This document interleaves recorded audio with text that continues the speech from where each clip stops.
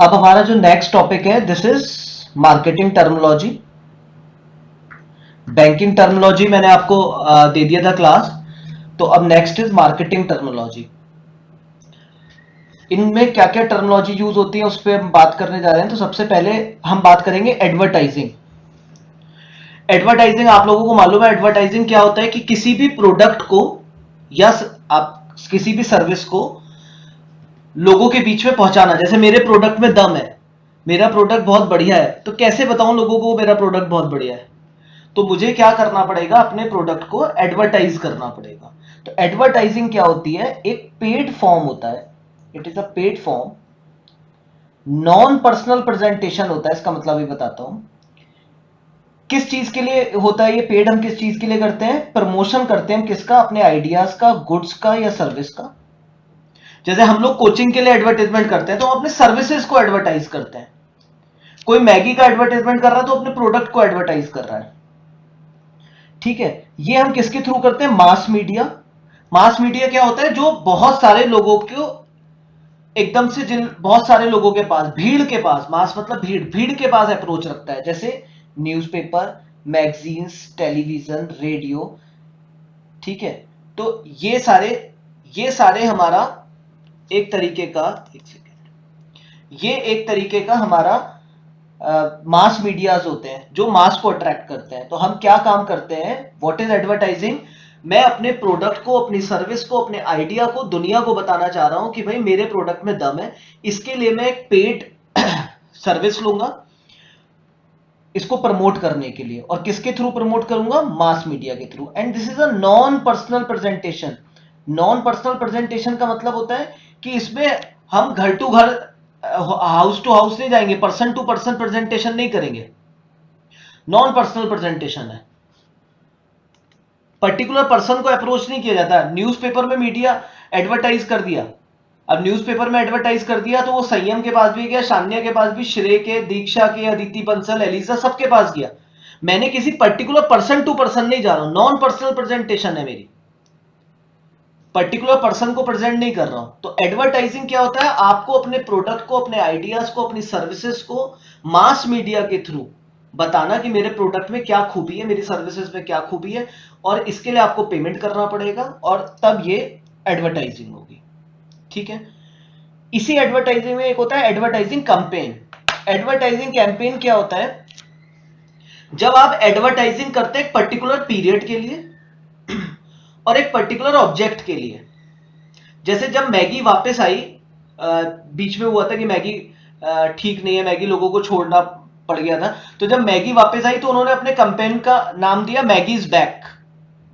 और एक particular period तक, अभी भी ये थोड़ी ना चलाएंगे वो बार बार कि जो है Maggi is back, Maggi is back. भाई मैगी इज बैक कब चलाना पड़ा उन्हें, उन्हें बताना पड़ा कि मैगी में कोई भी गड़बड़ नहीं है। तो उन्होंने मैगी का एक पर्टिकुलर नाम दिया एडवर्टाइजिंग का, और एक पर्टिकुलर पीरियड तक उस कैंपेन को चलाया। तो that is called advertising campaign. Advertising campaign पहले समझो क्या, एडवर्टाइजिंग तो समझ गए, किसी भी गुड्स को, सर्विसेज को प्रमोट करना। एडवर्टाइजिंग कैंपेन क्या है, आप अपने एडवर्टाइजिंग को एक नाम दे रहे हैं और एक पर्टिकुलर पीरियड के लिए चला रहे हैं, बस पर्टिकुलर ऑब्जेक्ट के साथ। जैसे मैगी इज बैक, तो आज 5 साल तक मैगी इज बैक थोड़ी नहीं चलेगा, मैगी का एड तो चलेगा 5 साल तक, बट वो कंपेन नहीं चलेगा। जैसे आईपीएल 2020 का एडवर्टाइजमेंट करना है उन्हें कोई, तो वो पर्टिकुलर पीरियड में रहेगा। तो यहां पर देखें एडवर्टाइजिंग कंपेन क्या है। एडवर्टाइजिंग कंपेन में वो क्या कह रहे हैं, एन ऑर्गेनाइजेशन प्रोग्राम, ये एक प्रोग्राम है of advertising activity. Advertising activity का ये है, प्रमोशन करना है, एक पर्टिकुलर पीरियड रहेगा विद अ स्पेसिफिक एम। जैसे मैगी इज बैक का एम क्या था कि हमें सिर्फ ये बताना कि मैगी में जो भी चीजें पाई गई थी वो मैगी में नहीं है। बीच में आया था ना मैगी खराब है, मैगी से जो है साइड इफेक्ट है, मैगी से नुकसान होगा। तो उन्होंने एक कैंपेन चलाया कि नहीं, मैगी में ऐसा नहीं है। और सारी जो वुमेन्स थी उन लोगों ने भी उसमें मम्मियों के खूब ऐड आए कि नहीं जो है मैगी बिल्कुल बढ़िया प्रोडक्ट है। तो एक पर्टिकुलर एम के साथ चलाया गया एडवर्टाइजिंग। एक तो जनरल एडवर्टाइजिंग में मेरे प्रोडक्ट को प्रमोट करना है, एक सिर्फ एक पर्टिकुलर एम के साथ चलाई गई है, एक पर्टिकुलर पीरियड तक चलाई जाएगी। तो that is called advertising campaign. Are you getting the difference, advertising, promotion. और प्रमोशन का एक पर्टिकुलर एम है, कोई पर्टिकुलर बात आपको बतानी है, अपने प्रोडक्ट की एक पर्टिकुलर पीरियड तक बतानी है, तो वो एडवर्टाइजिंग कैंपेन होगा। जैसे आम आदमी पार्टी ने एडवर्टाइजिंग करी अपनी जब दिल्ली का इलेक्शन था, तो उन्होंने बताया हमने पास्ट में क्या क्या किया। तो उनका एम क्या था कि दिल्ली का जो इलेक्शन आने वाला है उसमें यह बताना है कि हमने क्या क्या किया। तो ये आज भी बताते रहेंगे जब वो जीत गए, अब भी वो यही गाएंगे पास्ट में हमने क्या किया, 2015 से लेके 2020 तक हमने क्या क्या किया। क्या आज भी बताएंगे वो? कोई बच्चा बताइए, आज इलेक्शन होने के बाद नहीं बताएंगे। लेकिन उस पर्टिकुलर पीरियड में उन्हें बताना था कि आम आदमी पार्टी ने क्या किया है दिल्ली के लिए। तो वो एक पर्टिकुलर एम से जब काम किया जाएगा और उसका फिर एक एडवर्टाइजिंग कंपेन का एक नाम देना पड़ेगा। जैसे मोदी जी ने दिया था अब की बार मोदी सरकार, तो आम आदमी पार्टी ने भी कुछ दिया होगा, मुझे नहीं पता, मैं दिल्ली के इलेक्शन में मेरा कोई इंटरेस्ट नहीं था, लेकिन उन्होंने एक नाम दिया कैंपेन का, एक पर्टिकुलर एम से चलाया, एक पर्टिकुलर पीरियड के लिए चलाया।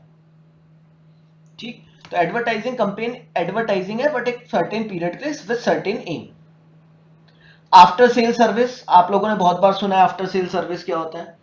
आफ्टर सेल सर्विस क्या है? जब प्रोडक्ट बिक जाता है, बिकने के बाद उस प्रोडक्ट में अगर कोई खराबी आती है तो उसके लिए जब सर्विस देती है कंपनी, तो that is known as after sale service. हम लोग मोबाइल खरीद के लाते हैं, मोबाइल खरीद लिया, सेल हो गई, और सेल होने के बाद मोबाइल में कोई प्रॉब्लम आती है, तो उसके लिए जो सर्विस होती है, जो सर्विस मिलती है, that is known as after sale service. Generally warranty और गारंटी के टाइम में मिलता है। एजेंट, एजेंट आप लोग समझते हैं, कोई भी प्रोडक्ट अगर कोई कंपनी बेच रही है तो वो डायरेक्ट तो बेच नहीं देगी आपको, उसे एक पर्टिकुलर पर्सन चाहिए जो आपके और कंपनी के बीच में हो, पर्सन जो उस कंपनी का माल बिकवा सके और आपको अगर कोई प्रॉब्लम है तो आपकी बात भी सुन सके। तो ऐसे लोग एजेंट होते हैं, एजेंट जो मीडिया का काम करते हैं। तो जैसे सैमसंग का आपको मोबाइल खरीदना, सैमसंग की फैक्ट्री थोड़ी ना चले जाएंगे, किसी डिस्ट्रीब्यूटर के पास जाएंगे, तो दैट डिस्ट्रीब्यूटर इज एजेंट। तो मार्केटिंग टर्म में एजेंट इन डिस्ट्रीब्यूटर्स को रेफर करेंगे। स्टॉक मार्केट में एजेंट रेफर करेंगे ब्रोकर्स को। तो agent business to business depend करता है। तो एजेंट क्या है? Is a part of distribution channel. Wholesaler, retailer, ये सारे लोग आएंगे जिनसे बायर और सेलर जो है परमानेंटली बेसिस पर काम करते हैं। बैरियर्स टू ट्रेड, जब आपको ट्रेड करने में कोई मुश्किल आने लगे तो उसे बोलते हैं बैरियर्स टू ट्रेड। जैसे गवर्नमेंट ने अभी चाइना, आपको पता है चाइना से काफी सारे नॉन ब्रांडेड टीवीज आते हैं। अगर आप ब्रांड का टीवी खरीदने जाएंगे किसी बड़े ब्रांड का तो बहुत महंगा है, और आप नॉन ब्रांड टीवी खरीद लीजिए, चाइना से इंपोर्ट हो रहा है, तो आप उसको लगा लीजिए। हमारी कोचिंग में काफी सारे लगे हुए हैं नॉन ब्रांडेड टीवी जिस पर हम व्यू कराते हैं बच्चों को क्लासेस, तो वो नॉन ब्रांड टीवीज हैं। अब चाइना ने क्या करा, अभी जब चाइना के साथ हॉट टॉक हो रहा है इंडिया का और चाइना के साथ दिक्कतें आ रही हैं, तो इंडिया ने क्या करा, उन नॉन ब्रांडेड टीवी के इंपोर्ट पर बैन लगा दिया है। तो अब ट्रेड करना आसान है, ट्रेड करने में मुश्किल आएगी अब लोगों को, अदिति, मुश्किल आएगी। तो that is called barriers to trade. तो बैरियर्स टू ट्रेड क्या? Something that makes trade between two countries more difficult और एक्सपेंसिव। या इंपोर्ट ड्यूटी लगा देते, तो इंपोर्ट ड्यूटी लगा देते तो दो कंट्रीज के बीच में क्या हो जाता, वो एक्सपेंसिव हो जाता, टैक्स ऑन इंपोर्ट लगा दिया। बैरियर्स टू एंट्री,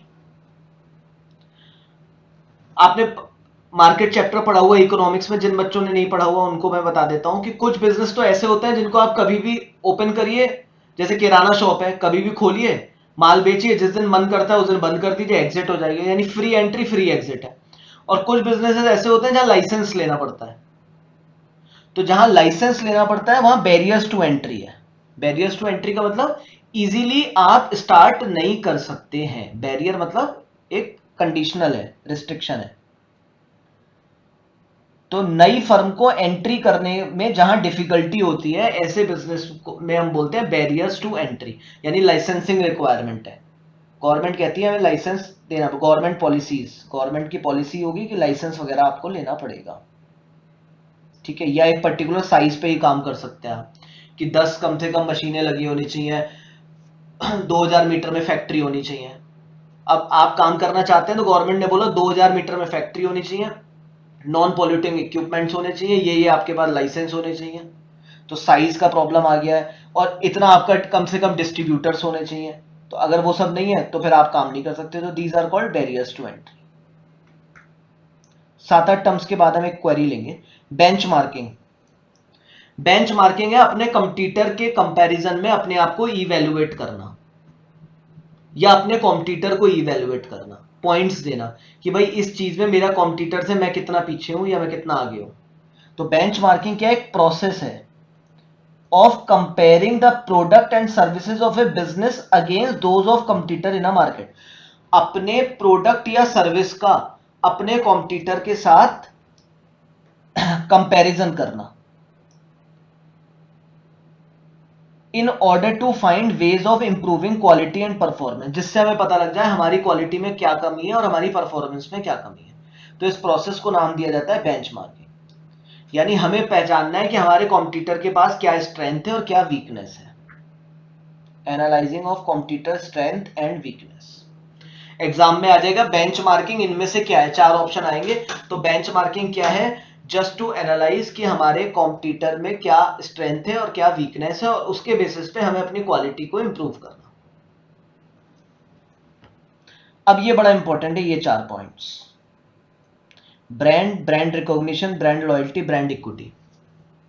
ब्रांड क्या चीज होती है?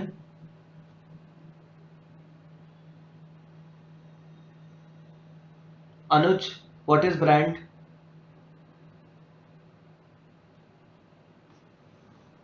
अनुज बताइए ब्रांड क्या होता है?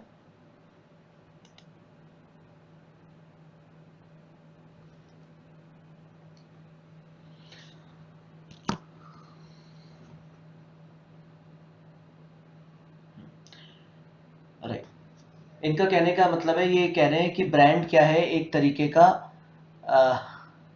प्रोडक्ट है जिसका अपना एक लोगो है और अपना एक नेम है, तो उसको हम ब्रांड बोलते हैं। एक्चुअली में बात सही है, पहले अंतर समझते हैं प्रोडक्ट और ब्रांड में। बेटा रिकॉर्डिंग हो रही है शान्या, रिकॉर्डिंग की चिंता ना करिए, रिकॉर्डिंग बैक बेसिस पे हो रही है।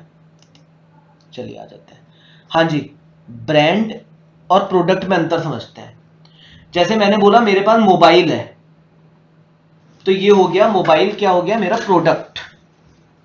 ये रहा मेरा मोबाइल, ये रहा मेरा मोबाइल, ये हो गया प्रोडक्ट। और मैंने बोला ये है एप्पल का, वैसे ये एप्पल का नहीं है, ये मैंने बोला कि ये मोबाइल है मेरा, तो आपने कहा ठीक है। और फिर मैंने बोला मेरा ये मोबाइल है एप्पल का, इससे क्या फर्क पड़ा? कोई फर्क पड़ा या नहीं पड़ा?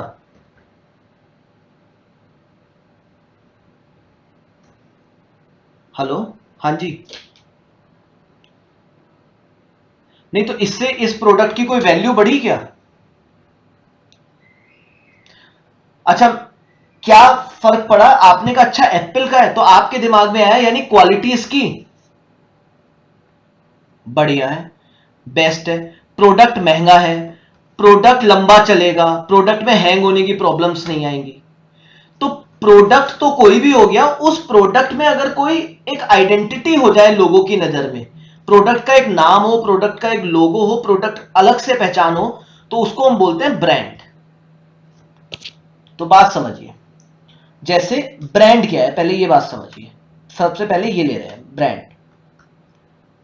ब्रांड क्या है? अब brand is a specific type of the product form.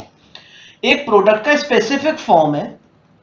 Brand represent करता है नेम से, सिंबल से, डिजाइन से, लोगो से, पैकेजिंग, स्पेसिफिक पैकेजिंग है।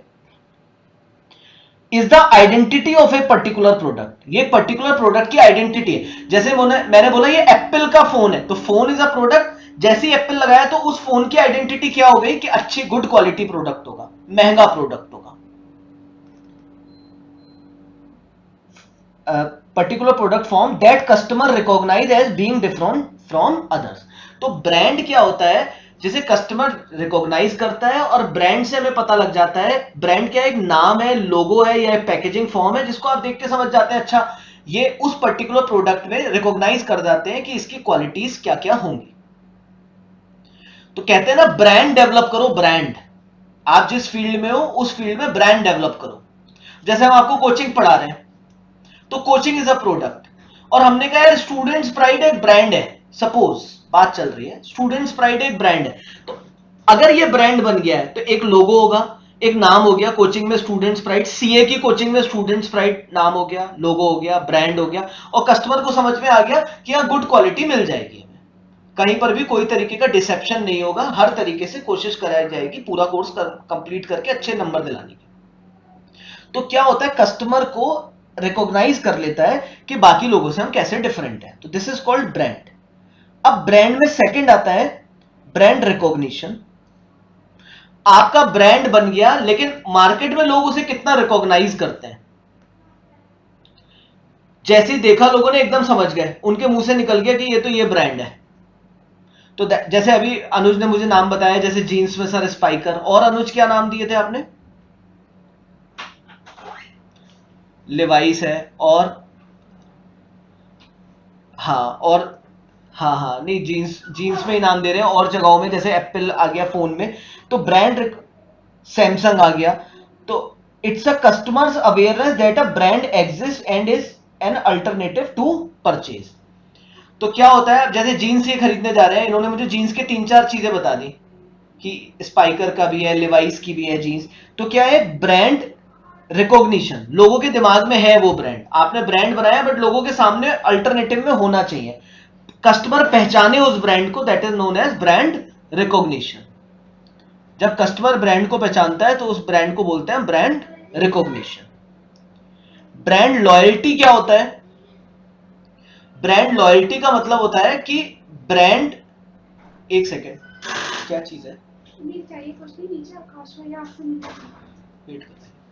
ब्रांड लॉयल्टी क्या चीज होती है? ब्रांड लॉयल्टी, जब मैं एक पर्टिकुलर ब्रांड को लगातार खरीदता रहूं, जैसे मैं अपनी हुंडई वरना है मेरे पास गाड़ी, मैं गाड़ी चेंज करने गया और मैंने फिर हुंडई से ही एक गाड़ी खरीद ली, फिर दोबारा मैंने गाड़ी चेंज करी और फिर हुंडई से ही खरीद ली। इट मींस क्या है कि मैं हुंडई से अट्रैक्ट हूं। ब्रांड रिकॉग्निशन अलग हो गया, मुझे पता है हुंडई भी है, होंडा भी है, एमजी हेक्टर भी आ गई है, ये सारी है, ये तो मुझे ब्रांड रिकॉग्निशन है। बट मैं एक पर्टिकुलर ब्रांड में ही बार बार बाइंग कर रहा हूं, that is known as brand recognition, brand loyalty. तो it is a strongly motivated and long standing decision of the customer, customer लंबे समय से जुड़ा हुआ है to purchase a particular product और service, this is known as brand loyalty. And brand equity, brand equity मतलब है ब्रांड की value, brands value, value of brand. अच्छा पहले आप ये बताइए, मैं नाम लेता हूं, आप पहचानते हैं या नहीं पहचानते? पहले बताइए, वीवो ये ब्रांड है या प्रोडक्ट है? क्योंकि प्रोडक्ट तो फोन है, ब्रांड है। वीवो, ओप्पो, ये भी ब्रांड है, ठीक है। सैमसंग, एप्पल, माइक्रोमैक्स, ठीक है, ब्रांड हो गए। पहला पॉइंट क्लियर। मैं बहुत समय से सैमसंग ही खरीदता आ रहा हूं, लंबे समय से। अच्छा, ये सारे आप ब्रांड पहचानते हैं, ब्रांड है, और आप जब माल खरीदने जाते हैं तो आपके दिमाग में सारे ब्रांड होते हैं, तो इसका मतलब क्या हुआ, इन ब्रांड्स का रिकॉग्निशन है या नहीं है? तो ये हो गया सेकंड पॉइंट, ब्रांड रिकॉग्निशन, यानी ऑल्टरनेटिव पता है कस्टमर को खरीदते समय। और मैं बहुत टाइम से सैमसंग ही खरीदता आ रहा हूं, अब क्या हुआ, ब्रांड लॉयल्टी। इन सब में अगर आपको ऑप्शन दिया जाए, मैं रख दूं सारे प्रोडक्ट और मैं आपसे कहूं बेटा कोई सा भी एक उठा लो, अब आप कौन सा उठाओगे? बताइए। दीक्षा कपूर एप्पल उठाएंगे, यानी मैं भले ही कह रहा हूं मैं सैमसंग लेता आ रहा हूं, ये एप्पल उठाएंगे। अनुज, तुम्हें क्या सही लगे? अभी तो कुछ नहीं है, हाथ में कुछ नहीं आ रहा है, बस एक बात बताओ कौन सा लेना है, अभी मिल जाएगा। एप्पल, इसका मतलब इस ब्रांड की वैल्यू सबसे ज्यादा है। क्यों लोगे अनुज? क्वालिटी में सबसे बेटर होगा क्या ये? हाँ, फीचर्स लेटेस्ट होंगे ये कह रहे हैं, क्वालिटी में बेटर होगा। तो अब यानी इसकी वैल्यू, तो brand equity refers to value of a brand. Brand equity is based to the extent to which brand has a high brand loyalty.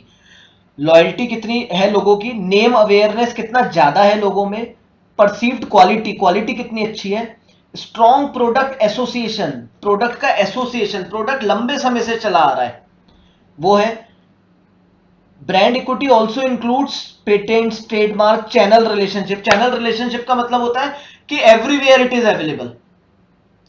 मान लीजिए कोई ब्रांड बहुत अच्छा है, अच्छा अब आप एप्पल के जगह जगह स्टोर नहीं है, एप्पल है बहुत बढ़िया बट स्टोर नहीं है, यहां के बाद दिल्ली, दिल्ली के बाद बॉम्बे, अब बताओ लोगे आप एप्पल? नहीं, बेस्ट क्वालिटी है, नहीं लेंगे। उसकी वजह यह है, आप कहेंगे सर इसका चैनल रिलेशनशिप्स कमजोर है, अगर बाई चांस कोई दिक्कत आ गई तो मैं कहां जाऊंगा? बॉम्बे।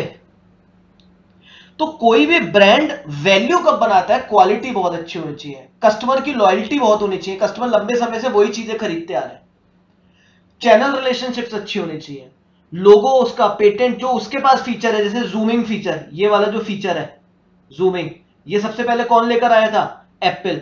तो ये फीचर यानी ये उन्होंने पेटेंट करा लिया, ये फीचर उनके पास है। तो इस सब की वजह से जो ब्रांड की वैल्यू बनी, that is known as brand's value.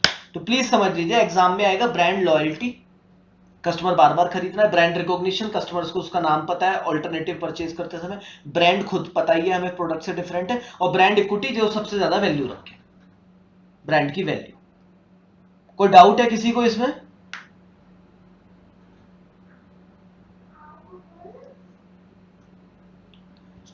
Business model, business model मतलब काम करने का तरीका, काम करने का तरीका,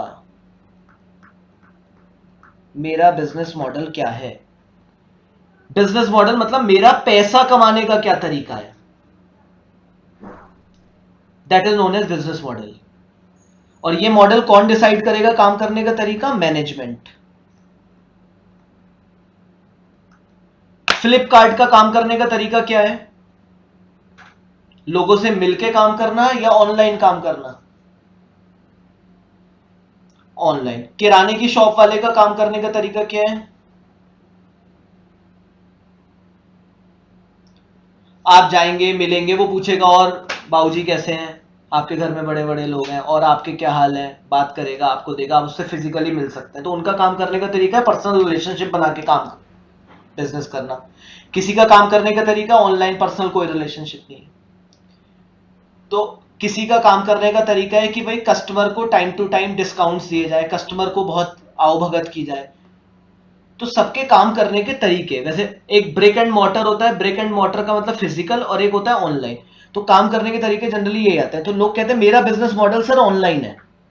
तो companies business model is management story line, how the strategy will be a money maker. उनकी स्ट्रेटजी से कैसे पैसा बनेगा, कैसे काम करे पैसा बनाने के लिए, तो that is a business model. किसी का ऑनलाइन हो सकता है, किसी का ऑफलाइन हो सकता है। अब जैसे हमारा बिजनेस मॉडल क्या है, जब आज कोविड सिचुएशन हटाइए, हमारा बिजनेस मॉडल क्या था, हम फेस टू फेस पढ़ाएंगे और साइड में रिकॉर्डेड भी देंगे बच्चे को सपोर्ट करने के लिए। तो this was our business model. किसी का बिजनेस मॉडल हो सकता है अगर फेस टू फेस पढ़ाऊंगा तो रिकॉर्डेड बिल्कुल नहीं दूंगा, that is their business model. किसी का है भैया हम तो पेन ड्राइव और ऑनलाइन ही पढ़ाएंगे, that is their business model.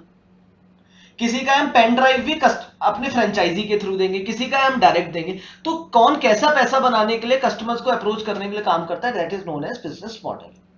Is it clear? Business portfolio, business portfolio का मतलब मेरे बिजनेस का पोर्टफोलियो, पोर्टफोलियो का मतलब अभी स्टॉक शेयर मार्केट में बताया था, डिफरेंट डिफरेंट तरीके का काम। जैसे मैं कहता हूं मेरा बिजनेस पोर्टफोलियो क्या है, मैं रियल एस्टेट भी करता हूं, हमारी कंपनी कोचिंग में भी है, हमारी कंपनी एजुकेशन की और फ्रेंचाइजी डिस्ट्रीब्यूशन में भी है, फेस टू फेस भी पढ़ाते हैं, हम रियल एस्टेट में भी हैं, हम स्टॉक मार्केट में भी हैं। तो ये हमारा बिजनेस पोर्टफोलियो बन गया। हम एक बंदे के पास गए, हमने कहा आपका बिजनेस पोर्टफोलियो क्या है, बोला सिर्फ फेस टू फेस पढ़ाना। तो हमने कहा फिर आपका कोई बिजनेस पोर्टफोलियो नहीं है, आपका सिर्फ बिजनेस है। तो बिजनेस पोर्टफोलियो के लिए क्या होना जरूरी है? कलेक्शन ऑफ बिजनेसेस जिसमें अलग अलग बिजनेस हो। B2B आपको पता है, बिजनेस टू बिजनेस। मैं जनरल ग्राहक को माल नहीं बेचता, मैं B2B माल बेचता हूं, बिजनेस टू बिजनेस। ठीक है। बाइंग बिहेवियर, एक सेकेंड, बाइंग बिहेवियर क्या है? Just wait.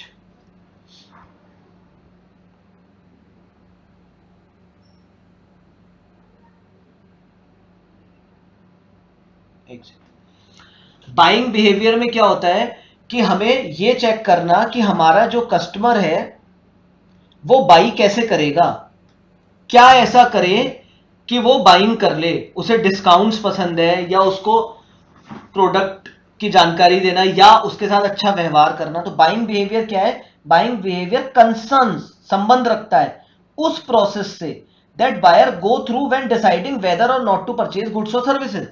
यानी बायर खरीदते समय क्या क्या बातें देखेगा कि उसे माल खरीदना है या नहीं खरीदना है, तो वो बाइंग बिहेवियर है। तो कस्टमर का बाइंग बिहेवियर समझना बहुत जरूरी है कि वो क्या क्या चीजें देखेगा। जैसे कस्टमर आपके यहाँ आता है माल खरीदने, तो देखेगा यार एसी है या नहीं है, वो देखेगा स्टॉक है या नहीं है, वो देखेगा बैठने की जगह है या नहीं है, वो देखेगा आपका बिहेवियर कैसा है उसके साथ। आपका बिहेवियर अच्छा नहीं है, आपके यहाँ ज्यादा स्टॉक नहीं रहता, आपके यहाँ बैठने की जगह नहीं है, लाइनें लगती हैं, तो वो माल नहीं खरीदेगा। तो हमें समझना है कस्टमर माल खरीदते समय किन किन कंसर्न्स को ध्यान देता है, उन कंसर्न्स को हम बोलते हैं ये बाइंग बिहेवियर है। और हमें अगर मार्केटिंग करनी है, हमें प्रोडक्ट की सेल्स बढ़ानी है, तो हम उन कंसर्न्स पे अच्छा काम करते हैं। तो buying behaviour can be influenced by a variety of external factor and motivation including marketing activity. Buying behaviour में एक्सटर्नल फैक्टर भी मैटर करते हैं, एडवर्टाइजिंग कितना अच्छा हो रहा है। कुछ जगह बाइंग बिहेवियर में देखते हैं कि यार पार्किंग वगैरह है तो हम यहां जाएं, पार्किंग ही नहीं है। अब गन कुरट्टी लोग क्यों नहीं जा रहे हैं? जो एमडीए की साइड में रह रहे हैं, कह रहे हैं पार्किंग कहां करेंगे। तो वहां की दुकानों को ये बाइंग कंसर्न आ रहा है कि वो मतलब माल कैसे बेचेंगे। तो बाइंग बिहेवियर क्या है? वो कंसर्न जिससे बायर का डिसाइड होगा कि वो माल खरीदेगा या नहीं खरीदेगा। कैश डिस्काउंट आपको पता है, जब कैश में आप पेमेंट करेंगे तो जो आपको डिस्काउंट मिल जाएगा, केस बेसिस नहीं है, कैश बेसिस है। सही कर लीजिए। मैं आपको माल बेच रहा हूं, जैसे हम आपको पढ़ा रहे हैं और हमने कहा बेटा आप 10,000 अभी दे दीजिएगा, 15,000 बाद में दीजिएगा। आपने कहा सर मैं अभी पैसे दूंगी, सारा पैसा अभी। अब बताइए मुझे डिस्काउंट क्या मिलेगा? अब बताओ डिस्काउंट मिलना चाहिए नहीं मिलना चाहिए? तो बस आप कैश डिस्काउंट समझ गए। आपने कहा सर बिल्कुल हम सारा पैसा अभी दे रहे हैं, आप बताओ डिस्काउंट क्या मिलेगा, तो दैट इज कैश डिस्काउंट। तो किस समय चलता है कैश डिस्काउंट? किन जगहों पे चलता है कैश डिस्काउंट? जहां पर डेफर पेमेंट की सुविधा हो कि आप अगले महीने पेमेंट दे सकते हैं। तो ऐसी कंडीशन में कहता है नहीं अगले महीने दे रहा है, अभी ले लो।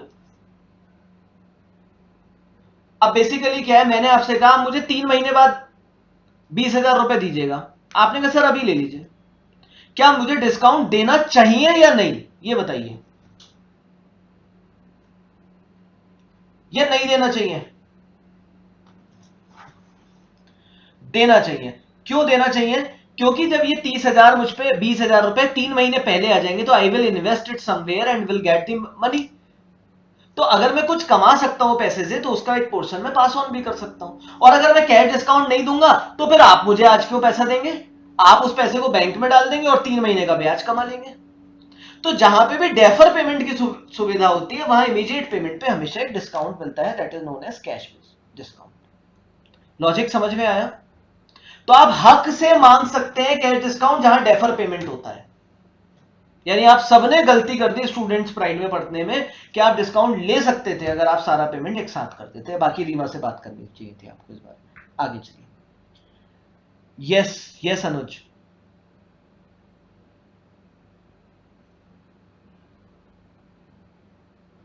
किसमें? Encourage sale on cash basis. Sale encourage नहीं कर रहा हूं, कैश बेसिस पे सेल एनकरेज कर रहा हूं। आप रीमा मैम से बात करेंगे, मैम कैसे कैसे पेमेंट करना है, और आप उठ के जाने लगेंगे और मैम आपसे बोले बेटा 1 मिनट बैठो, आप 25,000 आज ही दे दो, we will give you 10% discount. तो कैश बेसिस पे काम जल्दी हो जाए इसलिए डिस्काउंट दे रहे हैं। ठीक है, ये पूरी लाइन बेटा एक साथ पढ़ोगे तो समझ में आएगा तुम्हें। और कोई डाउट है किसी को? नहीं है, बड़े होशियार बच्चे हैं। ठीक है, कॉम्पिटिटिव एडवांटेज, आपके पास ऐसा क्या आपके टूथपेस्ट में नमक है, दूसरे के टूथपेस्ट में नमक नहीं है, तो आपके पास कॉम्पिटिटिव एडवांटेज है। दूसरे के में नमक है, आपके में नमक नीम दोनों है, तो आपके पास एडवांटेज है। तो यानी advantage that a firm has over it's competitor. ठीक है, मेरे पास अच्छे टीचर्स हैं, एडवांटेज है। मेरे पास एसी क्लासेस है, मेरे पास पार्किंग है, एडवांटेज है। कुछ भी हो सकता है। कॉम्पिटिटिव पोजीशन, मेरी पोजीशन दूसरे के आगे कहां है, मैं कहां स्टैंड करता हूं। ठीक है, और क्या है मेरी पोजीशन और क्या मैं अचीव करना चाहता हूं, तो कॉम्पिटिटिव पोजीशन। तो the position that a firm has, firm की क्या पोजीशन है और क्या वो अचीव करना चाहती है इंडस्ट्री में अपने कॉम्पिटिटर के अगेंस्ट में, दैट इज कॉम्पिटिटिव पोजीशन। तो टारगेट दिए जाते हैं सेल्स टीम को, हम 10वें नंबर पे, मैं चौथे नंबर पे आना चाहता हूं, तो दोनों पोजीशन है। मैं 10वें नंबर पे हूं, ये मेरी पोजीशन है, और मैं चौथे नंबर पे आना चाहता हूं, ये भी पोजीशन है। किसी के कंपैरिजन में चौथे और 10वें पे हूं ना, तो कॉम्पिटिटर के कंपैरिजन में पोजीशन है। कॉन्ग्लोमेरेट डाइवर्सिफिकेशन, कॉन्ग्लोमेरेट का मतलब समूह, कॉन्ग्लोमेरेट का मतलब होता है समूह। जब दो तीन लोग मिल जाएं तो दैट इज कॉल्ड कॉन्ग्लोमेरेट। यानी दो तीन लोग नहीं, मतलब एक तरीके से हम दो तीन बिजनेस परचेज कर लें और ऐसे बिजनेस लूं, बिजनेस में मुझे फर्म लेनी है। यानी देखिए, स्टूडेंट्स प्राइड कोचिंग में है और एक और कोई ब्रांड है कोचिंग में एक्स, और मैंने एक्स को ले लिया। एक और कोचिंग में है वाई, मैंने वाई को भी ले लिया। तो इससे मेरा फायदा कैसा हो जाएगा? तीन लोग थे मुरादाबाद में कोचिंग में, एक्स, एसपी, एक्स और वाई। मैंने एक्स को भी खरीद लिया, वाई को भी खरीद लिया। अब 1+1 इक्वल्स टू मेरा क्या होगा, 2 या 11? अब मैं क्या करूंगा, ज्यादा पैसा बनाऊंगा, कोई कॉम्पिटिटर तो है नहीं। तो इसे बोलते हैं सिनर्जिकल बेनिफिट, एक और एक 11 हो जाए। भाई कोई कॉम्पिटिटर ही नहीं है, मैं 20,000 की जगह 40,000 चार्ज करने लगूंगा, तो इन्हें खरीदने से मुझे बहुत तेजी से फायदा हुआ। This is called synergical benefit. अब जरा सुनिए, मैं स्टूडेंट्स प्राइड कोचिंग में, मैंने क्या करा है, कंप्यूटर शॉप खरीद ली, कंप्यूटर का बिजनेस। और मैंने क्या खरीद लिया, एक गारमेंट का बिजनेस खरीद लिया। अब बताइए मेरे को सिनर्जिकल बेनिफिट क्या होगा कोचिंग में? आरुषि, मुझे बहुत एक्स्ट्रा बेनिफिट होगा मेरी कोचिंग में, गारमेंट्स में या कंप्यूटर में, या जैसे भी प्रॉफिट होने हैं वैसे ही होंगे? तो जब सिनर्जिकल बेनिफिट ना हो, डिफरेंट डिफरेंट तरीके के हम बिजनेस खरीदे, तो उसे बोलते हैं कॉन्ग्लोमेरेट डाइवर्सिफिकेशन। यानी ये जो चीज है एसपी, कंप्यूटर और गारमेंट्स, इसको बोलेंगे कॉन्ग्लोमेरेट। समूह तो हमने बनाया, बट कैसी चीजों का समूह बनाया, डाइवर्सिफिकेशन का, और इस वजह से हमें कोई भी सिनर्जिकल बेनिफिट नहीं होगा। No सिनर्जिकल benefit. सिनर्जिकल का मतलब 1+1 = 11, यानी तेजी से बहुत मोटा बेनिफिट जो होता है। देखो एग्जाम्पल दिया है, माइक्रोसॉफ्ट, पहले देखो जॉनसन एंड जॉनसन, जी और एचपी, ये तीन मिले। डेल, रेधॉन, ये मिले। माइक्रोसॉफ्ट, न्यूज कॉर्पोरेशन और टाइम और केबल वाला मिला। इन सबके मिलने से क्या फायदा है? माइक्रोसॉफ्ट और केबल वाला मिल गया, इससे क्या मतलब है? जॉनसन एंड जॉनसन और एचपी मिल गए, इनका क्या मतलब है? बस आज का लास्ट टॉपिक, कंजोरियम। कंजोरियम क्या होता है कि जब किसी पर्टिकुलर काम के लिए सेवरल कंपनीज मिले, जरा पढ़िए। Consortium is a combination of several companies working together for a particular purpose. एक पर्टिकुलर प्रोजेक्ट करना है, मेरे पास भी इतने पैसे नहीं है, आपकी कंपनी के पास भी इतने पैसे नहीं है, हम दोनों मिल गए और उस प्रोजेक्ट को कर रहे हैं। Just like joint venture, project खत्म होगा, हम दोनों अलग अलग हो जाएंगे, गोइंग कंसर्न नहीं है। तो हम दोनों के मिलने को यहां पर बोलते हैं कंजोरियम। सिर्फ और सिर्फ पर्टिकुलर पर्पस से मिले हैं, वर्किंग टुगेदर। तो 2 सेशन हमारे लगने हैं मार्केटिंग स्ट्रेटजीज में। तो पहला हो गया, कल दूसरा और हो जाएगा खत्म। मैंने बताया था सबसे लंबा चैप्टर है बीसीके का, तो कल इसको सेकंड वाले को हम खत्म कर लेंगे। अभी कोई जो जो क्वेरीज आई हैं जिन जिन टॉपिक्स में, वो बताइए पहले आप, इनमें जिनमें भी है किसी में डाउट?